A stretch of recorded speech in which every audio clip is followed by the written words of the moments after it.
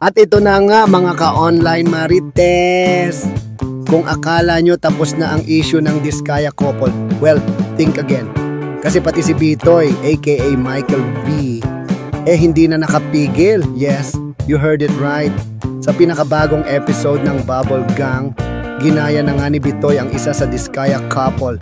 At grabe mga bes, kuhang-kuha mula sa ekspresyon ng muka, tono ng pananalita, kilos ng katawan, pati na yung iconic na look nung ginagaya niya.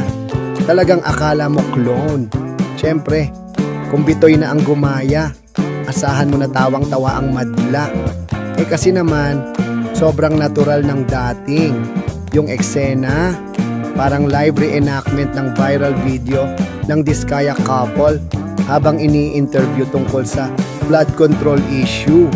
Pero syempre may dagdag na Bitoy twist, may exaggeration, may sound effects, at may classic bubble gang humor na talaga namang nostalgic. Alam nyo na si Bitoy yan kung may mga ganap na viral, lagi siyang may pasabog na parody. Parang tradisyon na sa bubble gang yan.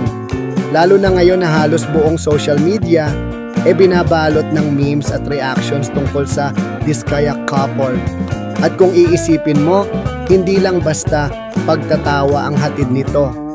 May konting social commentary din.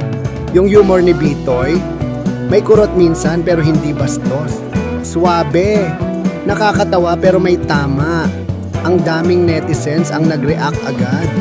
May nagsabi pa na, ito lang yung parody na hindi mo ma-o-offendan kasi sobrang witty at creative. Sabi ng isa, Bitoy na lang ang natitirang matinong komedyante. Di bastos pero nakakabaliw sa tawa. At syempre, sa ganitong mga panahon na seryoso ang mga issue, nakakagaan sa loob ang tawang dala ng isang Michael V classic. Iba pa rin talaga pag Bitoy na ang kumilos. Hindi lang basta tawa, pang legend talaga.